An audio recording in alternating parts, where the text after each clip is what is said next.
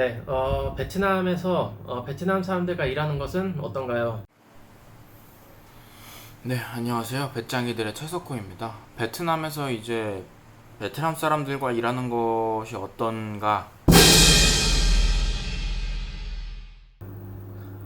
아직은 너무 어렵습니다. 솔직히 말해서 좀, 수준이 다르다고 해야 되나? 어쩔 수 없는 그런 차이가 있고, 10의 8, 9는, 베트남 사람들의 성향에 대해서 안 좋은 얘기를 하는 것 같아요. 근데 저도 그 8, 9 중에 한 명이고, 뭐 그들이 어떻길래 하고 물으신다면, 일단 상대방이 처한 상황이나 어려움에 대해서 어, 이해심 혹은 공감이 많이 부족한 것 같다고 생각합니다. 베트남 말로 띵감이라 그러죠. 그런 단어는 있는데 그런 마음을 느껴보기는 정작 너무 힘들다, 이런 생각입니다. 하나 얘기를 드리자면 호치민에서 사업을 시작하셨다가 일찍이 사업을 접고 한국으로 들어가신 이모가 계시거든요. 딸하고 사위하고 여기 호치민에 같이 계셨는데 그 부부 사이에 깐난애기가 하나 있어서 유모를 한 명 고용을 했더랬죠. 이모는 나가서 일하셔야 되고 집에서 이제 집안일 해주고 하는 그런 유모를 썼는데 어느 날 보니까 탁자였나 무슨 화장대였나 안에 넣어둔 돈이 원래 있어야 하는 액수보다 더 적더라는 거예요. 처음에는 이 사람에 대해서 의심을 안 했대요. 그냥 뭐 잘못 계산했겠거니 했는데 그게 몇 번 반복되다 보니까 사위가 한 번은 그거를 유심히 지켜보다가 그거를 캐치를 했다고 합니다. 이 사람을 이제 집안일 도와달라고 보통 임금보다 훨씬 많은 비용을 주고서 고용한 사람인데 그렇게 잘해줬는데 이제 그렇게 뒤통수를 맞으니까 얼마나 속이 뒤집히겠어요. 훔쳐간 액수를 떠나서 그걸 또 가게에 일하는 직원들한테 얘기를 했더니 사장님 편을 안 들어주고 그 도둑질한 유모 편을 들더라 이거예요. 지금 내 기분이 그래. 생활이 어렵다느니 뭐니 하면서 일단 그 외국인 고용주에 대해서 외국인이니까 돈 많아, 호구야, 이런 식으로 생각하는 경향이 있기 때문에 저는 이런 일이 생긴다고 생각합니다. 돈 많은 외국인과 가난한 자국민 그런 관계가 아니라 그냥 사람 대 사람 그렇게 생각해주는 사고방식이 당연히 모든 사람들이 이런 것은 아니겠죠. 저만 해도 지금 베트남 회사에서 베트남 사장님 아래서 일하고 있는데 이 사장님 사모님 부부는 평소에 사회적인 공헌도 굉장히 많이 하고 일자리 찾고 있는 저를 걷어준 것도 그렇고 주변도 굉장히 잘 챙겨주는 주변에 아주 많이 베푸는 사람들이거든요. 그리고 또 일할 때는 굉장히 꼼꼼하고 분별력 있게 하시는 것 같더라고요. 뭐 아무튼 이런 사람들도 있으니까 베트남 사람들과 일할 때 주의를 하되 편견을 가지고 모든 베트남 사람들을 대해서는 안 된다. 그러면 결국은 자신이 손해를 보게 된다. 그런 거를 좀 알아주셨으면 좋겠습니다.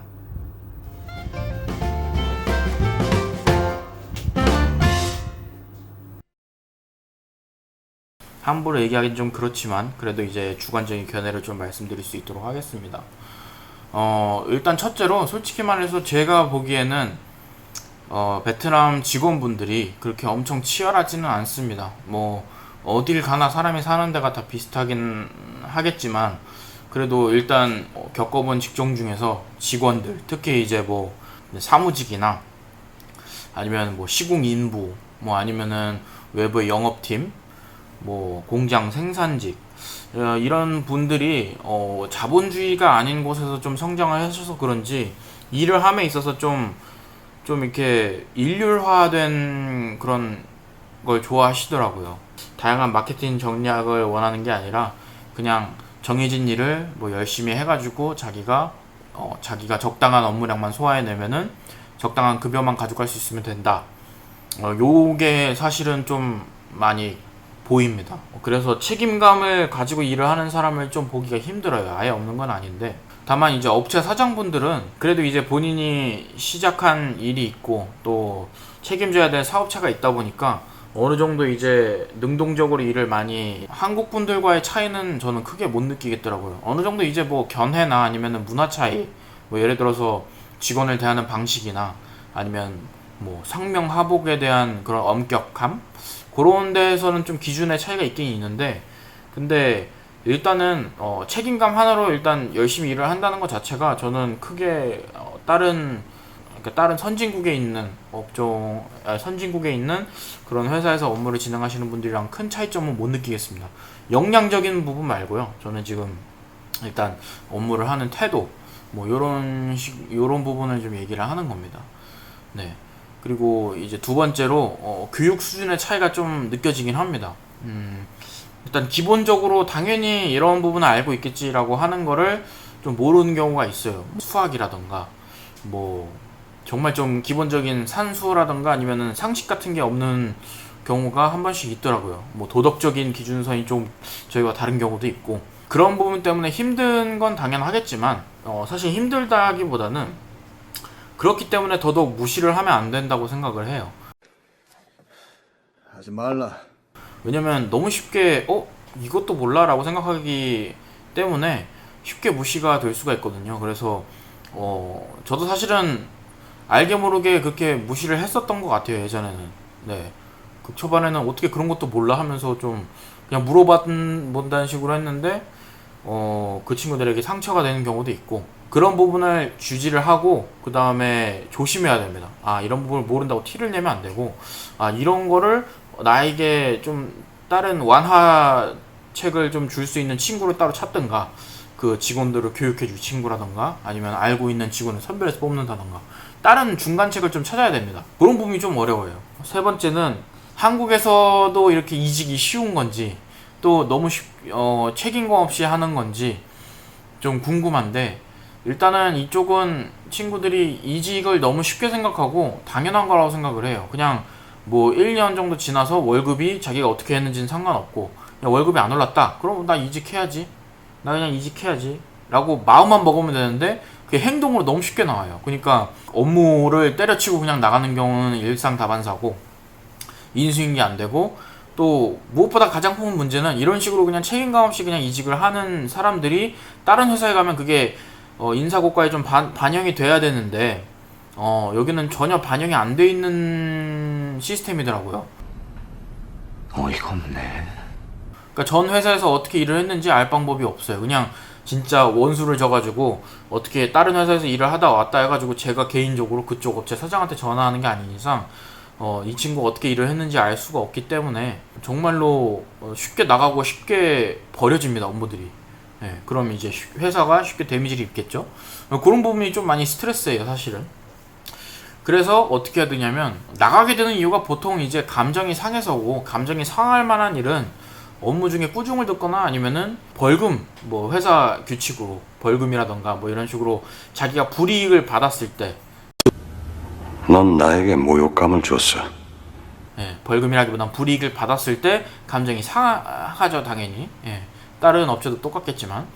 그래서 더더욱 이 친구들한테 업무 규율이나 아니면 회사 내규 같은 데다가 어떻게 행동해야 되는지, 어떤 식으로 행동하면 이런 결과가 따라올 것이다 라는 부분을 명시를 해줘야 돼요. 그 다음에 정을 좀 함부로 주시면 안 돼요. 정에 좀 쉽게 휘둘릴 수가 있어요. 그러니까 제가 휘둘리는 게 아니라 그 친구들이 휘둘려요.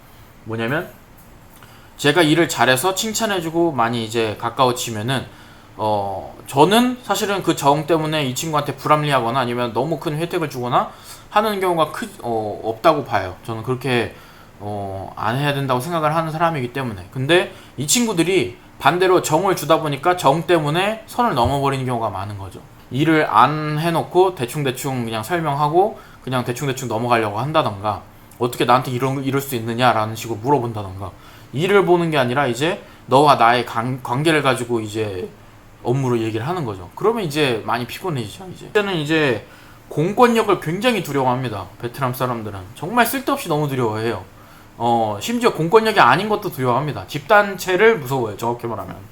공안, 뭐 공무원 이런 분들은 두려워할 수 있다고 생각을 해요, 공산주의 특성상. 근데 뭐 아파트 관리부 이런 데는 이제 사실 민간업체거든요. 근데 그냥 여러 명이 뭉쳐있는 어떤 집단체를 우리 직원들이 그 집단과 부딪혀야 되는 경우가 생길 수가 있잖아요. 뭐 예를 들어서 저희 같은 경우는 인테리어 시공인데 뭐 아파트 관리부는 주민들한테 돈을 받고 그 다음에 아파트 그 입주민들한테 봉사를 해주는 어떻게 보면 서비스업인데, 그런 개념을 안 가지고 그냥 경비가 이유 없이 안 된다 그러면은 그 결과만 가지고 와가지고 얘네 안 된다는데요 뭐 이러고, 제가 야 너는 내 직원이니까 내 말 듣고 그냥 일단 진행해 라고 해도 못 믿어요. 저를 못 믿고 시간만 버리고 일에 효율이 안 나오고 하는 상황이 굉장히 많습니다.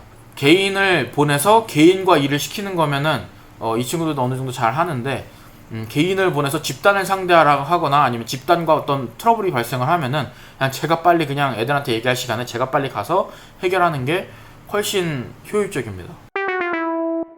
힘들지만 사실 제가 생각하기에는 어떤 곳에 가던 사람이 일하는 곳은 다 비슷비슷하다. 다만 업무적인 환경이 조금 다를 뿐이다 라는 게 생각이고요. 인문학을 열심히 공부를 하면은 여기서도 충분히 다른 업체들처럼 성공할 수 있다고 생각을 합니다.